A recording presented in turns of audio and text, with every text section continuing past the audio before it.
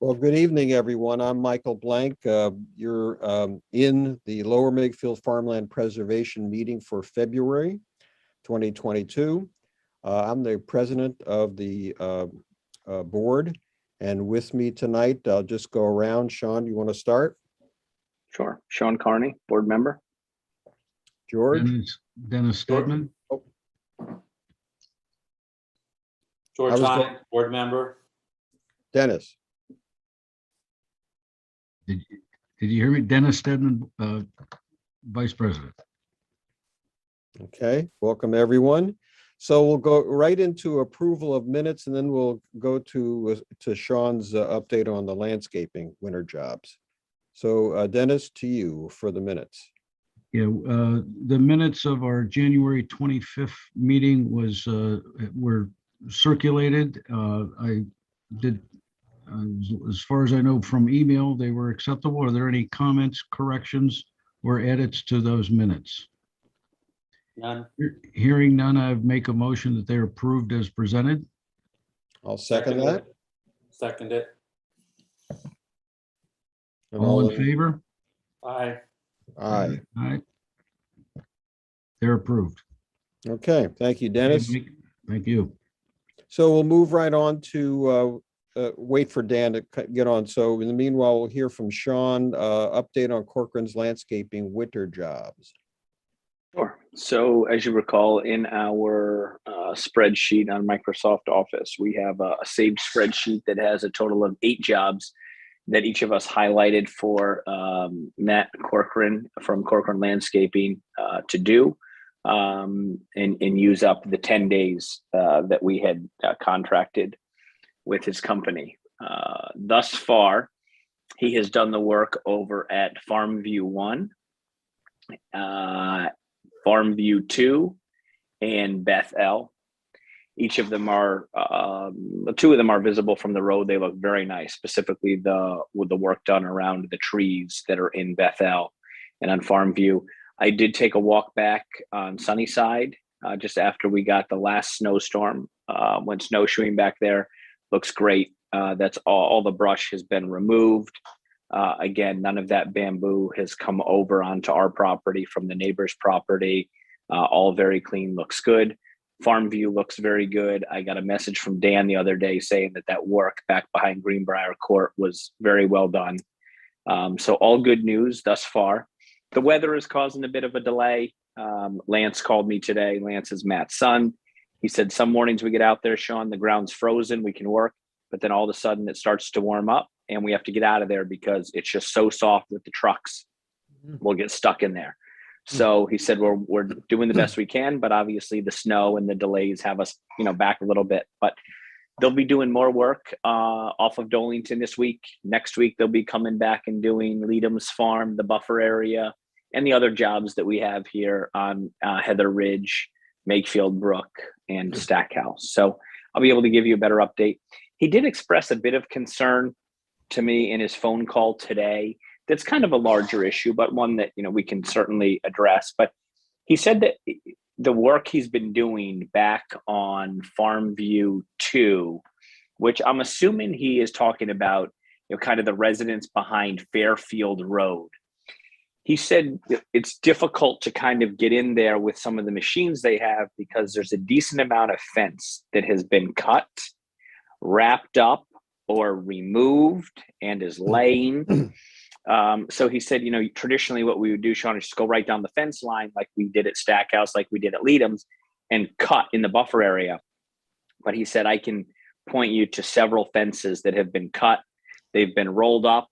And I said to him, I have an issue like this on Leadham's. 2 residents have cut their fence in an effort to get back behind the fence, mow down, the buffer area to their satisfaction. I said, do you think that's what they're doing? And he said, yes, I think a couple of them are cut so that they can get back there and do work. But he said a couple of them are actually cut and they're dumping back there. So I think after he's done this project, whether it's Dan or and more of us, we just go and take a walk back there on that fence line and take a look. I know in our letter that we sent out to neighbors, we stated that fence is our property and if it's deemed to be cut, it could be repaired at the homeowner's expense. So I'm curious kind of what we have going on back there, but he did say it was making the job a little more difficult to control the buffer area because of the way the fence has been cut and rolled back in areas and people are dumping behind there. So just something to bring to our attention. And this is on which property, Sean?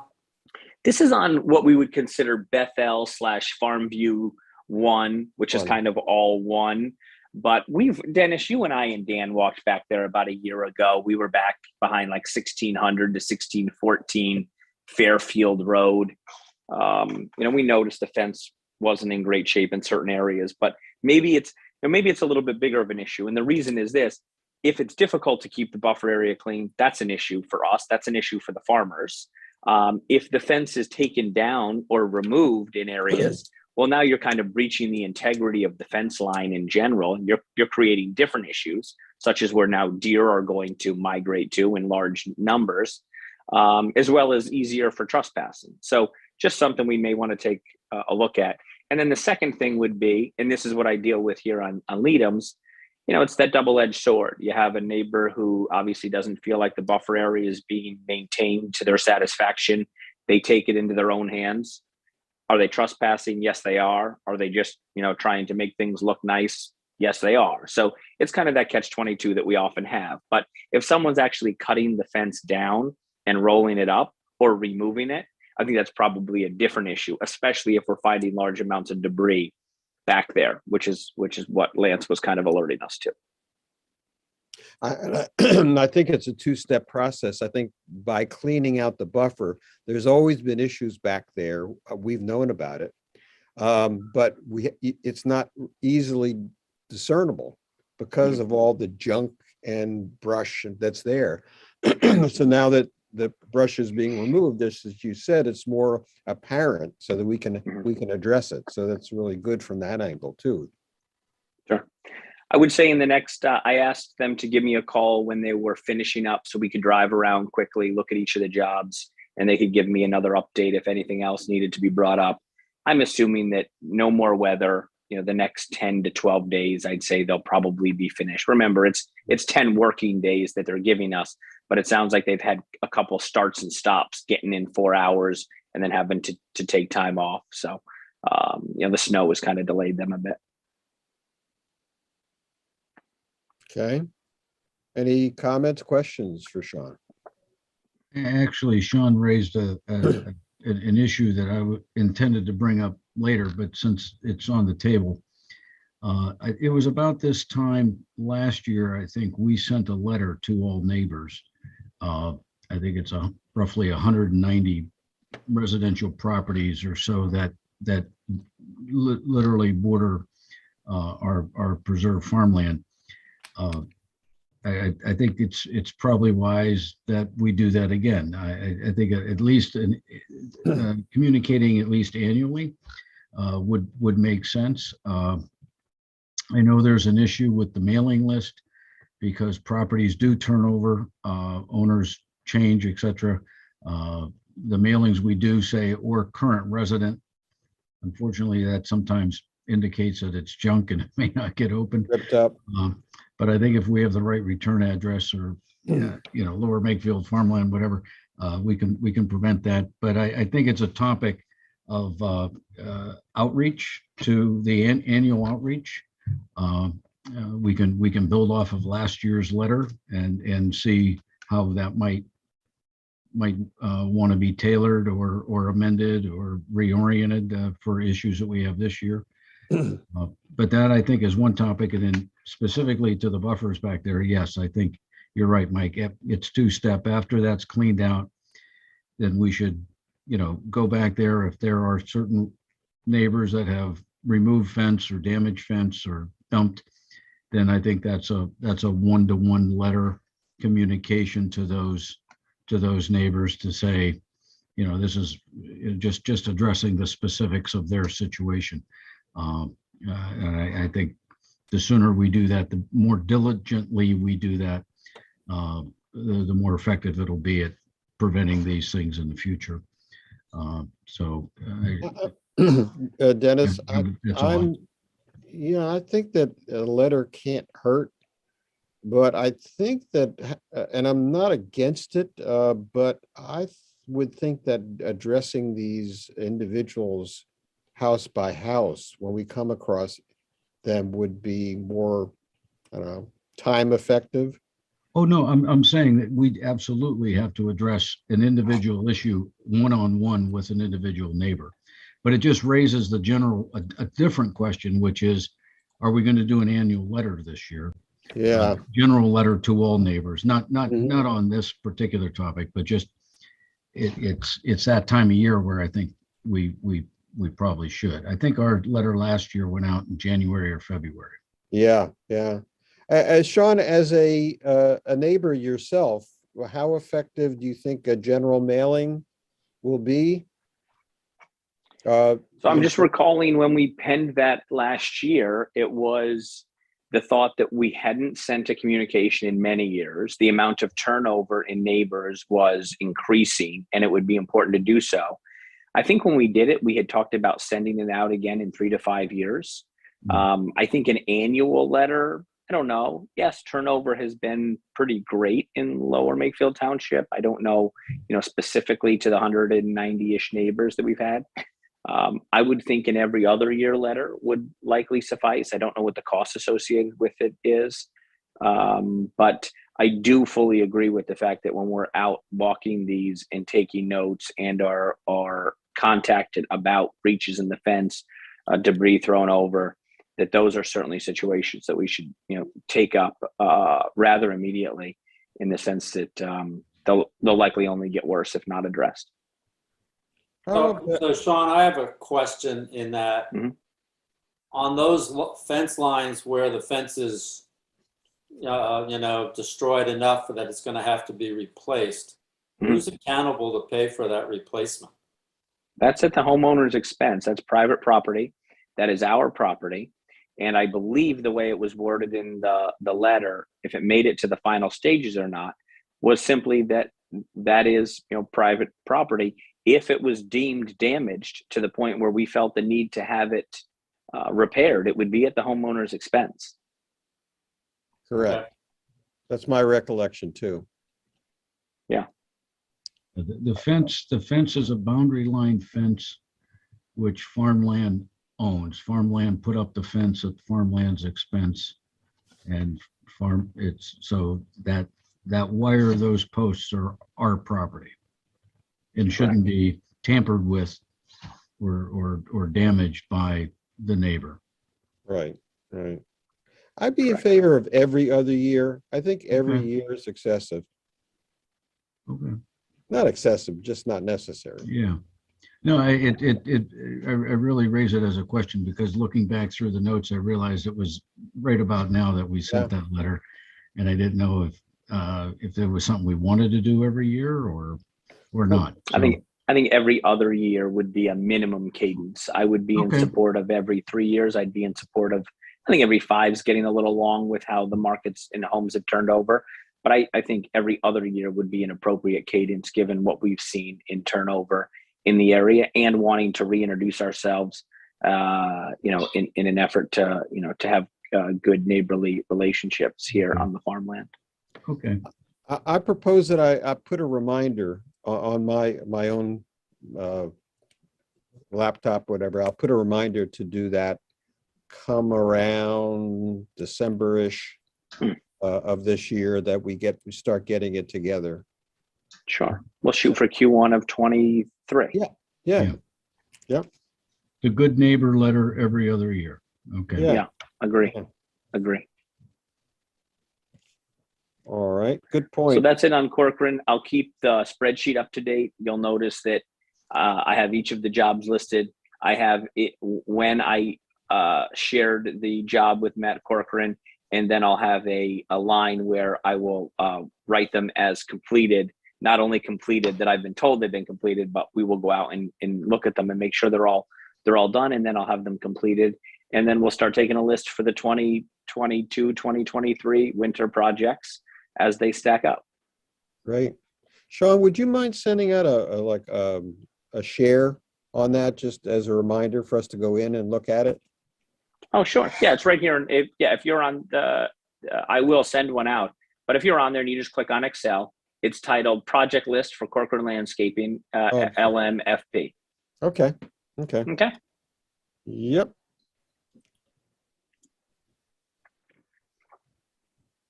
I just dropped it into our chat. Great. Oh, so you're, and to join this Zoom, you're on chat, or you just have it open? Oh no, I just have it. I'm on my iPad, but I just dropped in the project list in our Lower Makefield Township chat so that you can Yeah. click on it. Okay. Great.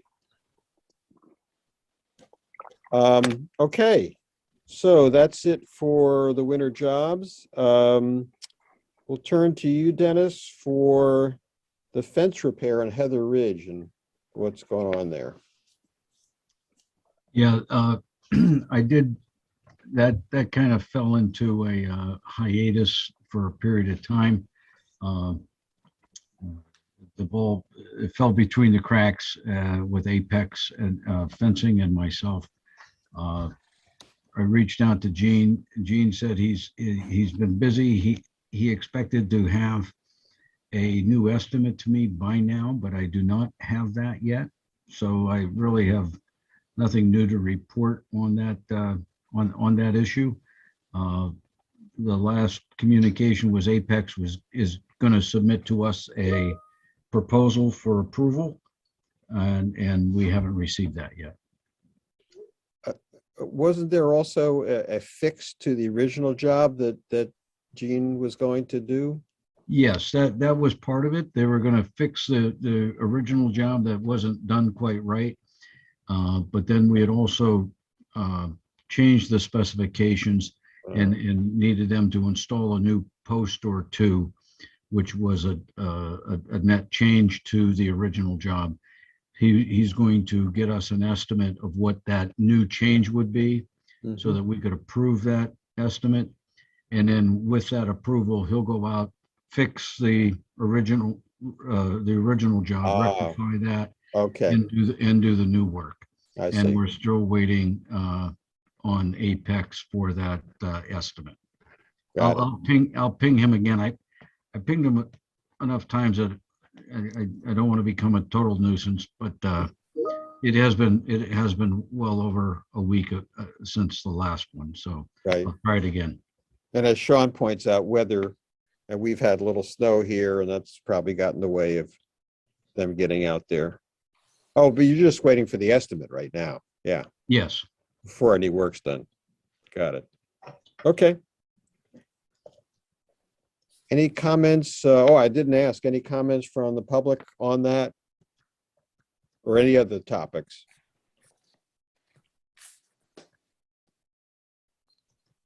Was it Jack? Jack. Yeah. You there, Jack? So, there he is. Yep, there is no public comment at this time. Okay, thank you. So we'll continue with you, Dennis, and going on for an update, on hunting, deer hunting. Oh, okay. Yes, the Pennsylvania Game Commission Red Tag program started February 1st, and that runs until the opening of regular archery season in September, with a 6-week break in the fawning season for the month of May and the first 2 weeks of June. We received 23 red tags from the Game Commission. Each tag is numbered and is associated with a particular parcel. There's 4 parcels, farm parcels, on which we apply for these red tags. Of those 23 tags, 19 have been distributed to hunters for their use. And if they fill out a tag, if they harvest a deer with it, they are obligated to report that immediately. I submit a report at the end of each month to the Game Commission on tags that are used or not used. And last year it resulted, I think, if memory serves me, in 19 tags being used. I think we're getting better at this, and I expect to have better success this year. But we'll see. It's difficult time of year actually to hunt without the crops in the field. But we do have responsible hunters that have treated this in an appropriate and respectful fashion. So we'll see how we do this year. We're trying to reduce the crop damage for our farmers because the field of corn behind me is a field of corn on Woodside Road at the towers at Farmview, and actually the reason the corn looks like it does is because where I was standing when I took that picture, the corn is waist high because there was a giant area that was just mowed down at the browse line of the deer. It is a problem for our farmers. Some of these fields are getting on the bubble of being economically viable because of deer damage, because of the crop loss from what the deer consume. So red tag, it's not going to solve the problem. Hopefully it does a little good. That's our approach. Good, very good. Questions, anyone? Any comments from the public on that one, Jack?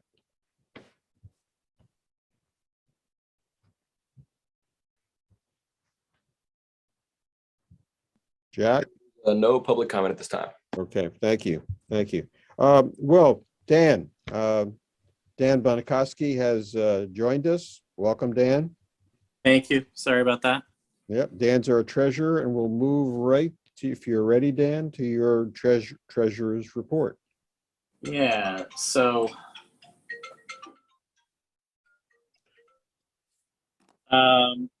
our only expense that we paid was our Apex invoice, which I'm just trying to get myself logged in to be able to see it right now. But this was the Apex invoice for the fencing work at Makefield, no, not Makefield Brook, Bridal Estates.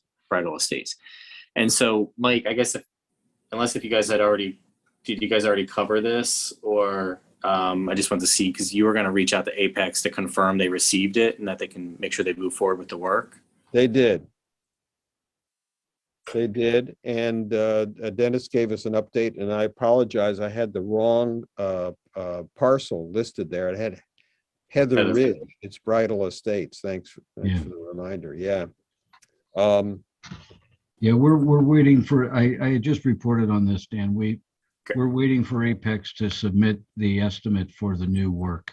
But they wanted to be paid for the first project first. So the fact that you paid that bill will hopefully free up this next estimate we've been waiting for. Yeah, and just for the record, then 1,240 was the amount of that first half there, or the first part of it, for the existing work.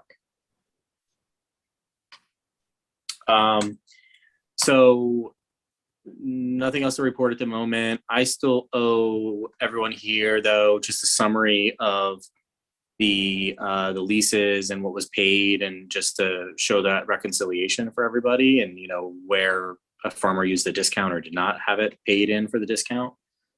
And then the other thing to mention, Mike, whenever you want to get this on the agenda for a future meeting, but I think we just do a high level investment allocation, review again. Okay. I think we're probably at a time period where enough time has gone by, and also with George on the board as well, that we should just do a high level review of where we're at from an investment allocation perspective too, and just we can review other performance there on that side. Okay. Will do. And anytime, I mean, even next month would be okay? Yeah. Yeah. Okay. Is that all? Yeah. Okay, thanks, Dan. Any questions? No. Jack, any questions from the public? Comments from the public? There is no public comment at this time. Okay, well, we'll move on to other business. I know that Dennis, you had a issue, a topic for involving Jeff Herco over on what's On Dolington, Longshore. Longshore, the Thank you. property Longshore, yes. Yeah. Yes, I got a phone call from our neighbor, Jeff Herco, who lives in the historic home that is surrounded by the wooded area of the part of our Longshore property. There's a patch of woods there, in addition to the farmland. Jeff, there's been a number of different individuals hunting in that wooded area, which is farmland property beyond his border, up along the edge of the fields, and he and I had a good conversation just to be sure we were coordinated on the hunters that are there. We are keeping a log of hunters who have permission to hunt on farmland preserved property. That permission is granted by the farming tenant, in this property's case, Sam Stewart, as well as by ourselves. And in keeping a list of hunters, we want to know license plate numbers. So if we see a truck or a car parked at an area, we know who it is and can better manage the access to these properties for hunters. They're very close. These are small parcels, close proximities, and we want to manage those things carefully. So Jeff explained the history. I don't think there's any large issues there. He had permission going back way back in time before probably any of us were on this board. He had permission from Sam Stewart's father, who's no longer with us, to hunt that because of the crop damage that was being caused. And he's happy to give us the list of names of those hunters, and so that we can better manage that. He was not in any way defensive or trying to say that it was his decision to make. He understands it's farmland property. It's the Stewarts farming it, and he wanted everybody on an even keel and a common understanding. I have not received that list from Jeff, but we knew we were having this meeting on Tuesday, and that we'd be talking about it. So that's the follow-up on the hunting issue there at Longshore. I'll keep the board apprised as we get that list. I'll share it and we'll add it to the list of other hunters that we have. Mr. Herco then brought up a second topic that I wanted to bring to the board, having to do with an open area. Apparently, I've not seen it. We've just had a phone conversation, but apparently there's an opening behind his barn that is on farmland property. That's about 60 foot by 60 foot. He said it's a large open area. He has a letter from Farmland dating way back that they would be allowed to plant a garden there. They did not plant the garden. They never did plant a garden there because it's stony and the deer damage, and so that's a moot point at this point.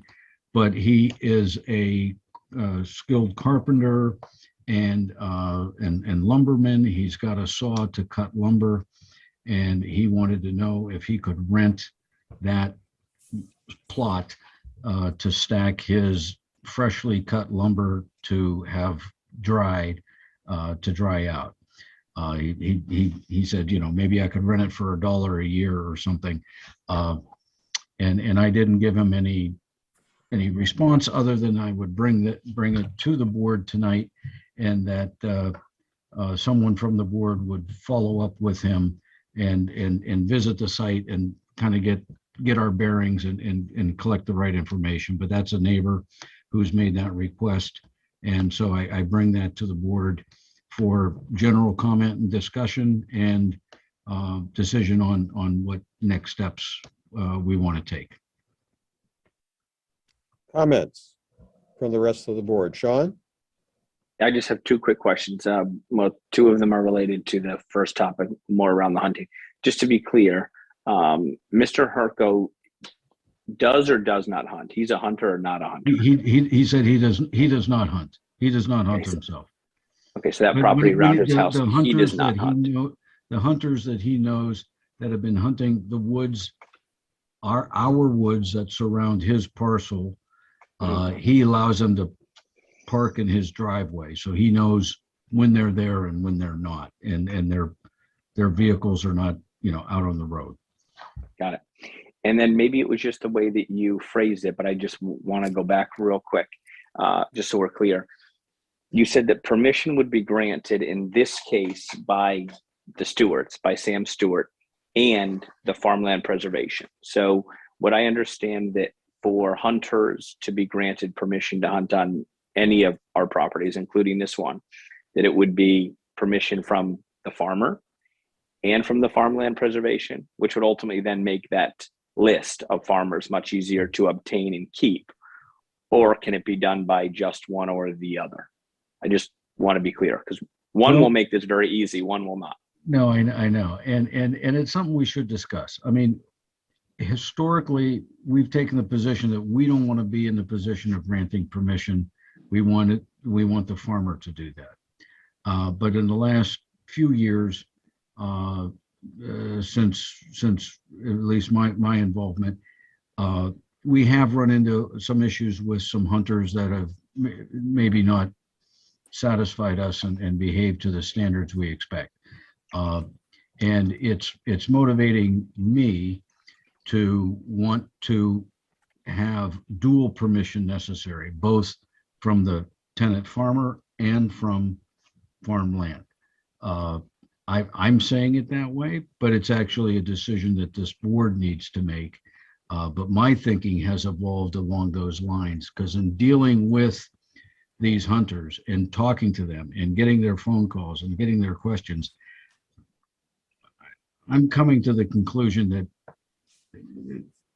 I think we should be granting permission too, because we get in the middle. Sam isn't managing this in any kind of detailed way. He just would like to see less crop damage in his fields. So Sure. Yeah, and he's kind of done after that. But we're left with the pieces. If a neighbor is complaining or there's some bad actor out there, then that really falls on us, not on Sam. And that's what's motivating my thinking to say, for someone to hunt on Farmland Preservation Inc. property, they should have permission from Farmland Preservation Inc. and the farmer who's actually operating the parcel. So Dennis, Thanks for making that would be Yeah. my proposal to this board. so Dennis, I'd is be it more that, Hang on, George, just a second. Sean, I know you have a hard stop, so why don't you Yep. complete your thought and discussion? okay, Thanks. Thanks for clarifying, Dennis. I'd be in, full support of that.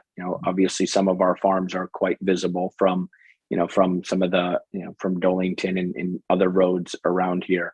Them having permission from both the farmer and farmland, I think would go a long way. So I'd be in full support of that. And before I do disconnect, if anyone goes out to Mr. Herco's property to take a look at this, I think you said 60 by 60 piece of property. If anyone's going out, ping me. I'd love to see it as well. I'd have a much more informed vote or decision after having seen it, as opposed to just lobbying a vote without having seen it. Those would be my only comments. Okay, thanks, Sean. George? yeah, I guess related to that, and I don't know where Sean's gonna play on that, but I guess, Dennis, my question is it more critical that we grant permission, or is it more important that we're informed from the farmers that we know who's on the property so that in the future, if something does come up, we understand who we could approach to discuss or do? Because in some of these cases, if we created some sort of simple form or whatever it is from the farmers who have granted permission to find out who they've granted permission from, and we just keep that as a record, is that easier for us than having to also then issue a formal letter or go out on, you know, somebody else's behalf? And I'm just trying to understand what's more important, is having the names of the people who are hunting that have been granted permission, or us having some sort of positive or active role in the process. Yeah, good question, George. It is some of both. Last year we had a hunter who was causing some problems, and I ended up having to tell him he's not allowed to hunt on our property anymore. I said, sorry, you don't have our permission. And that's what kind of got me into this position, that they actually need our permission because that allows us to kick someone off if there is a problem. The information is also important because it's been our experience that if a hunter shows up to a farmer's place and says, hey, I'm a responsible guy, I'm a good archery hunter, can I hunt over there? Typically the answer is, yeah, go knock yourself out. Thank you very much. And we're not going to get the paperwork. There's no, it's more casual than that. You know, the farmers aren't going to take the time to say, oh yeah, here, write down your license number and your hunting number, and they just don't want to be bothered with that. And so it's been our experience that it's hard to get that information unless we ask for it. And putting us in that permission giving mode gives us the wherewithal to ask for that. But And to be clear, I have most of that. I have that information on most of the hunters because of the red tag program, because the red tag program requires that. The Game Commission requires that we know their license number and this kind of information. It's during the regular hunting season where somebody can kind of wander on without us knowing it, that becomes a little more problematic. So that's why if we say to the farmer, they also need our permission, then they have to reach out to us. And I'm not saying we wouldn't give it relatively easily. I mean, because most of these people are known by the farmer, and we have some background. But I think it's a combination, George, to answer your question in terms of which one's more important. It's kind of both. Okay, but what's your experience then, Dennis, if in order to get the names of the hunters, we have to approach the farmers anyway, right? Because if a hunter goes to the farmer and says, I'd like to hunt X piece of property, and he says yes, the only way we find out about it is if you approach the farmer, or the farmer defaults and gives us a notification. Yeah, I mean, and what I've started to say, like to Sam, like, have them call me, give them my number and have them call me, because we want to give permission and we want their information. And he can do that. Or if someone, this happened, someone has called me out of the blue and said they live bordering thus and such property and they would like to hunt that, and they've been hunting for 40 years, and I'll say, go see Sam. You know, you need his permission. In addition to mine, you need his. So if we're both kind of pointing everybody to the other one, I think that works. It's not a tight bureaucratic procedure, but it works. And ultimately we get these people on a list. Yeah, because we want their cell phone number, we want their mailing address, we want their license plate number. Yeah. Because if they're parked on the road and we can see somebody that's maybe doing something inappropriate, we know whose truck that was. They can't say it wasn't me. Yeah. They can't say, well, that was some other guy. No, we saw your truck or your car. That's the purpose. I mean, we can't. We're not in a position to police this that tightly, certainly. But to the extent we can, I think it's responsible that we do. I think it's responsible for our neighbors, and it's responsible for just being landowners and wanting to be sure that the land is being treated properly. I mean, we had a hunter last year that was cutting down trees chest high to make a blind. It's just no, you can't do it. So it's that type of thing. Okay.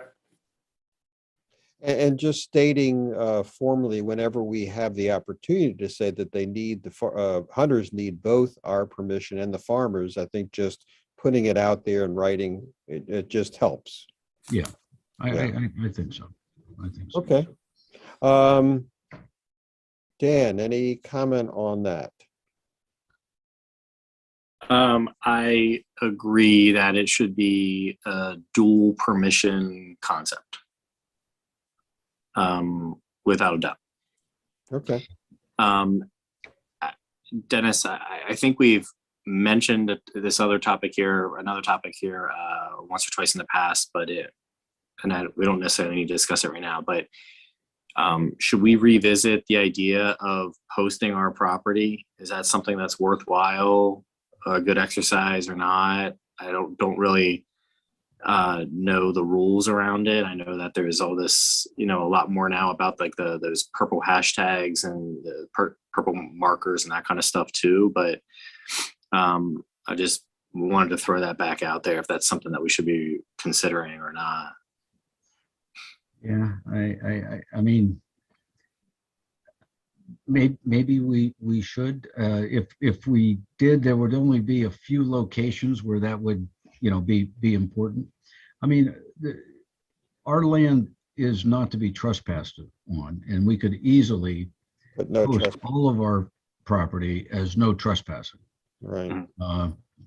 And we could, and that's all you have to say at that point. And then, then it might be a little obnoxious too, right? If you do no trespassing, then you got to do it right? Because it only works if you have the signs up. Like, don't you have an obligation to like every so many feet or something like that? Then people are going to be looking out their backyard, and because no, but you don't. The obligate, there is an obligation in terms of the height and the distance between the signs, but you're not obligated to post it everywhere either. I mean, if there's a stretch of road where you think that's a high potential trespassing area, okay, then you would post that stretch of the road, but that doesn't mean you have to go on the back side of the property and put it on everybody's backyard fence either. I mean, it's a judgment call that way. But you're right, the purple stripes are there, but most people don't know what purple stripes mean. That's a new program. Instead of putting up a no hunting sign, you can paint if you have a purple stripe on a tree between 4 feet and 6 feet, or between 3 feet and 6 feet, something like that, a long purple stripe, that's a universal code not to hunt. Most people aren't, that's not going to mean anything to 99% of the people. So I think it would either be a no trespassing sign, because I don't even want to say hunting. I think if you say hunting, you're kind of inviting right. But we could consider that. So far, we haven't had to. It'd be nice if we didn't have to. If we see problems, that's always kind of the fallback in my mind. I agree. I think that we have had people trespass, but we inform the neighbors that they should not trespass, and the rest, I think it just would interfere with the overall beauty of the fields. Too many signs. So, but thanks for bringing it up. And so let me go back to the first topic there. So this, potential idea of storing lumber, and I guess really to allow things to dry. So I definitely agree somebody or a group of people need to, like, get physical eyes on this. Also, what exactly is this going to look like? How much space, right? Is that then going to be, some sort of like shed type of, or roof type of, thing over top of it to allow it to better dry? Is it going to be a whole bunch of stuff covered in tarps? What exactly are we talking about, and how much actual space are we talking about? Yeah. That's I why we think, have to be there. right, and frankly, I gotta say, I think this is going to be a high bar to meet something here that I think is meeting the goals and the objectives of the organization to allow something like this. But I'll reserve judgment though until we kind of get more details and more information. Yeah. No, I think that's what we have to go see. My impression is it won't be visible from anywhere. It's behind his barn, and no one would see it except him. And it's surrounded by woods, and not visible by a neighbor. But that's based on a phone call. So whose property is Longshore's? I don't. That's mine.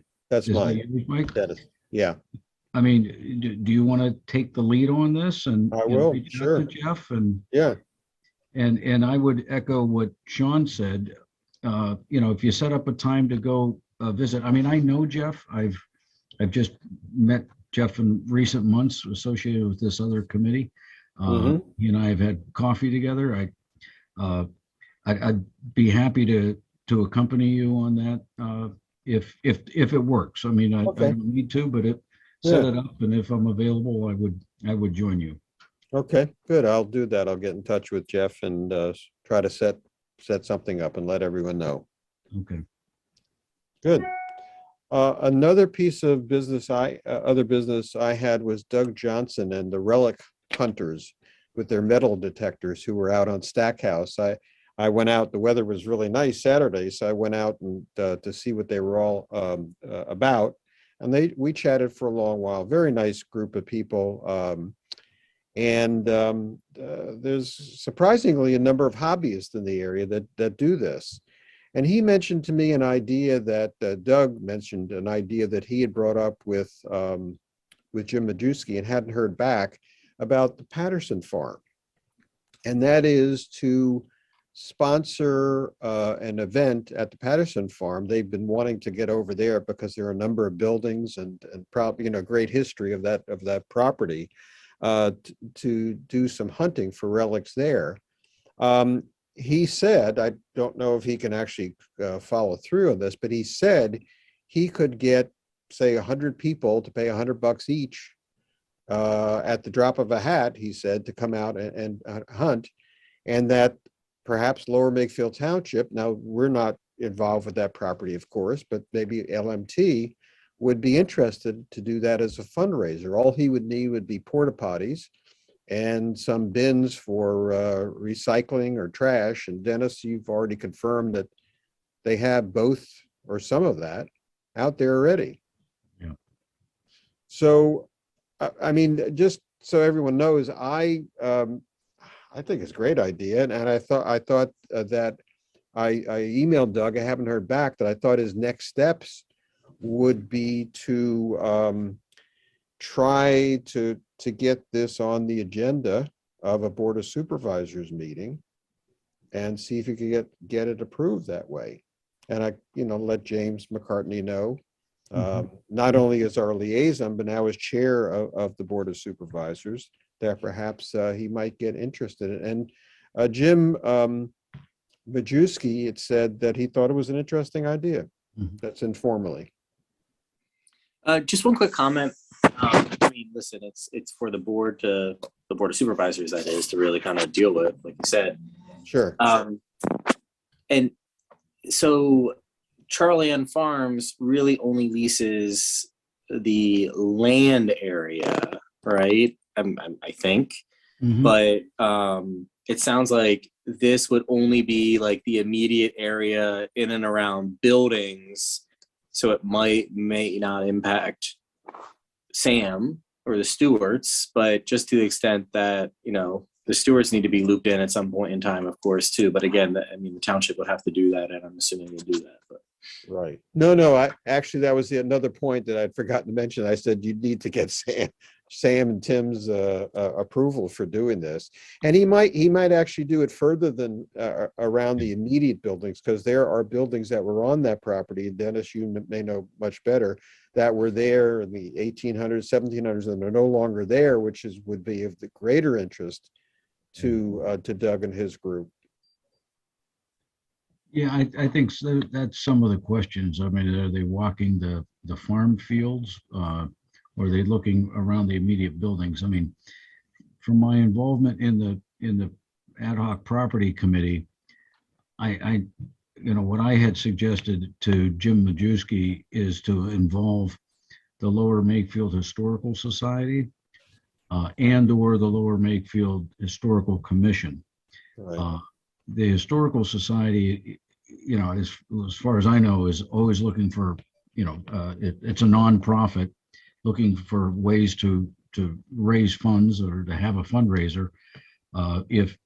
And certainly those groups in our township would want to sanction or be involved in this. So I think I would turn it over to them to work with Doug, the historical explorer, and see if they want to coordinate on a fundraiser, because with all the historical preservation that needs to be done over there, we need $10,000 fundraisers. And at your suggestion, actually, I included that Okay. to Doug and I Okay. gave him the name of the committee chair, so that I told him that Katie could provide his Okay. email. So we'll see. Hopefully, yeah, it might Interesting idea. Yeah, sure is. Well, and I think, Mike, is it fair to say that you can vouch for that group as being responsible and following through and treating Yes. the fields with respect, and you can vouch for their integrity, right? Yes, and I said that, if they got to the point of going to a board of supervisors, that I'd be happy to attend and support him in that. Okay, good. Yeah. Good. Any other business? No? Okay, well, review of action items. I don't know if you've been jotting down things, Dennis, or? I've been trying, but I usually don't get them all. So to double check me here, Okay, what I have is certainly Sean's going to continue to update us on the progress that Cochrane Landscaping is making on the winter projects. You're making a note that our good neighbor letter should be started in December-ish of this year for early 23. Under the category of deer hunting, I'm going to follow up with Jeff Herco to get that list of 3 hunters that hunt that area there. And Mike, you're going to follow up with Jeff Herco on his request to potentially use a small plot of our property in the woods behind his barn for drying of lumber or timber. That's, and I had one more that was that I'm going to put the investment allocation review on our next agenda. okay. Okay. Anything else? That's all I had. Okay. Nothing here. All right. Well, I'll entertain a motion. I know we don't do this every meeting, but I'll entertain a motion to adjourn this time. Could we Yeah. may want to ask for public comment one more time. before we Thank you. adjourn. Thank you, Dennis. Good point. Jack, any public comment?